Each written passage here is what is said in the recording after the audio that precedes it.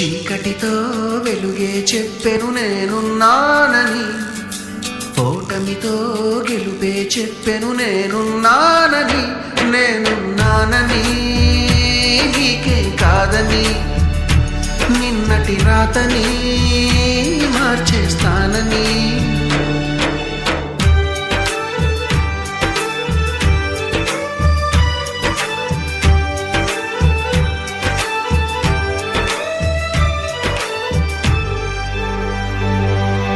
తగిలే రాళ్ళని పునాది చేసి ఎదగాలని, తరిమే వాళ్ళని హితులుగా తలచి ముందుకెళ్ళాలని.